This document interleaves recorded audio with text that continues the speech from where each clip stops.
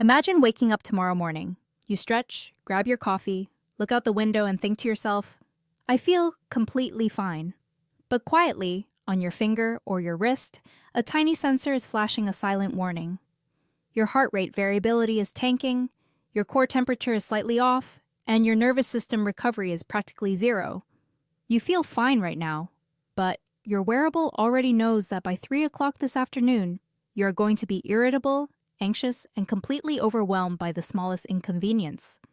It sounds a bit like science fiction, doesn't it?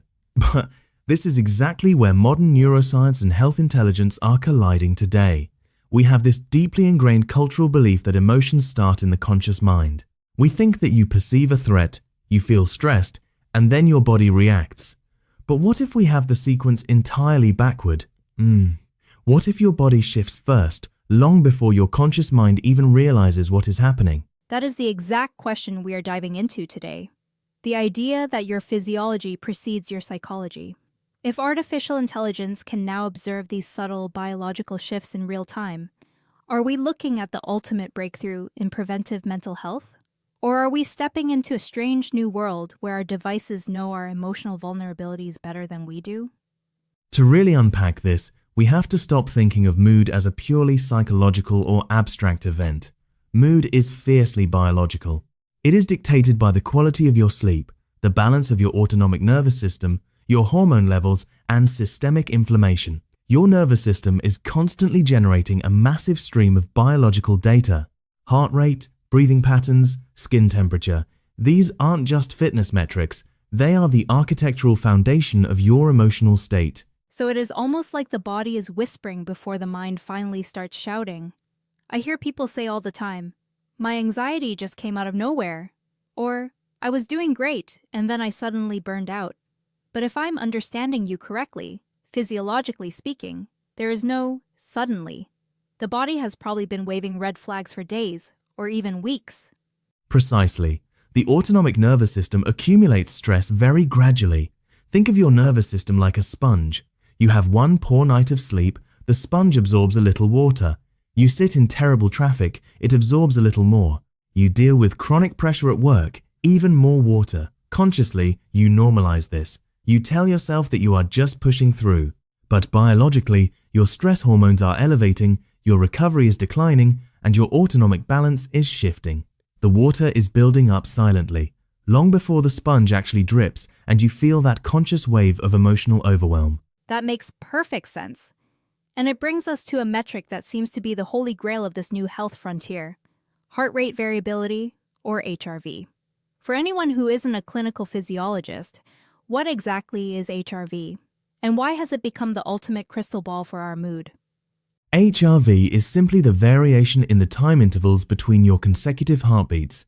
It is not about how fast your heart beats, but rather how adaptable your heart is. High HRV means your autonomic nervous system is highly flexible. It can handle a stressful event and then immediately bounce back to a state of rest. Low HRV, on the other hand, means your system is strained. It is locked into a rigid fight or flight mode. It sounds like a car engine that is stuck in high gear. That is a perfect metaphor. If you are driving on a winding highway, you want the ability to shift gears smoothly depending on the terrain. Low HRV means your foot is glued to the gas pedal, and the engine is slowly overheating. And the truly fascinating part of the research is that a measurable drop in HRV often occurs before individuals consciously identify that they are under emotional stress. The wearable device sees the engine overheating before you actually see the smoke coming out from under the hood. That completely reframes how we look at something as basic as sleep too. We all know we get a bit cranky when we don't sleep well, but the biological mechanism underneath that mood swing is much more profound, isn't it? It is incredibly profound. Sleep deprivation aggressively impairs emotional regulation at a neurological level. It disrupts the way your brain processes rewards, handles threats, and maintains cognitive stability. Even a single night of fragmented sleep can severely alter your emotional reactivity the next day. The mind and the body are not separate compartments. They are the exact same continuous loop. Which is honestly a terrifying thought when you consider the modern human environment. We are practically swimming in constant, low-grade stress. Endless emails, push notifications, the 24-hour news cycle. We have essentially normalized the state of perpetual nervous system overload, and we just expect our minds to cope with it indefinitely. And that is exactly where the human brain fails us, but where artificial intelligence begins to excel. Humans are incredibly poor at noticing their own gradual physiological decline. We adapt to feeling terrible, and we call it normal. But AI thrives on pattern recognition. A sophisticated wearable system can look at your sleep architecture, your temperature trends, and your HRV over a 30-day period and identify the exact biological signature of an impending burnout. It isn't diagnosing your emotions directly, but it is identifying the biological state that makes you emotionally vulnerable. Okay, but let's pause right there, because this is where things get philosophically complicated for me. I love the idea of preventing burnout, but there's a very fine line between self-awareness and emotional surveillance. If a piece of technology knows I'm emotionally fragile before I do, how much should it actually tell me? Does seeing a low readiness score on my app actually create a nocebo effect, where I feel anxious simply because the screen told me my nervous system is strained? You are hitting on the most critical ethical question in this entire industry. The phenomenon you are describing is very real, and it is called data anxiety. People can become so obsessed with tracking their physiological metrics that the tracking itself becomes the primary stressor. The goal of this technology should never be to create obsession, nor should it replace your own internal human empathy. We absolutely cannot allow the goal to become emotional surveillance. Right. We don't want to outsource our humanity to an algorithm. I can just imagine a dystopia where someone says, "I'm sorry, I can't be happy today. My smart ring says my HRV is too low." Or even worse, what if corporations start using this data to monitor the emotional compliance of their employees? Are we just optimizing our biology to become better workers for a stressful system, instead of actually fixing the system itself? That is the deep societal cost we have to guard against. Physiological data must serve the individual, not the institution. It should act as a mirror, not a master. If a device, like the OXYZEN ring for example, tells you your nervous system is strained, it is not dictating your mood. It is simply saying, your biological foundation is currently compromised, so treat yourself with a bit of grace today.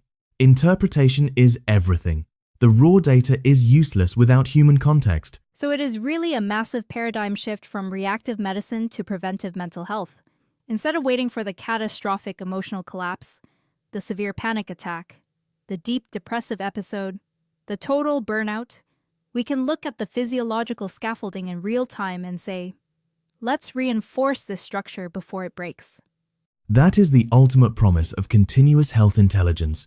It is not just about collecting endless gigabytes of raw data. It is about revealing the hidden, intricate relationships between your sleep, your stress, your recovery, and your emotional resilience. We are finally giving people the objective vocabulary to understand their body's silent whispers. Wearables will never replace human emotional awareness, but they can illuminate the blind spots we naturally have. It really challenges the entire Western philosophical concept of, I think, therefore I am. After hearing all of this, maybe it should actually be, my nervous system regulates, therefore I feel. We have spent centuries treating the mind and the body as these two divorced entities, but they have been holding hands under the table the entire time. That is a beautiful way to put it. Emotions are not just abstract thoughts floating inside the brain. They are full-body biological experiences. And perhaps one of the most important health advancements of our future won't be a new synthetic medication or a radical surgical procedure. It will simply be learning how to listen to the body before it has to scream for our attention. Which leaves us with a profound thought to carry into the rest of the day, as we strap on our smartwatches and slip on our biometric rings. The ultimate goal isn't to let the machine tell us who we are or how we feel. It is to use the machine to help us remember how to listen to ourselves. Because wearables don't actually improve your health. Interpretation, awareness, and action do. Precisely. The technology is just the beginning of the conversation. The rest is up to you. So, the next time you wake up feeling fine, take a moment. Breathe deeply. Check in with your physical self. Because your body might just be trying to tell you a story that your mind hasn't quite heard yet. Thank you for joining us on this deep dive into health intelligence.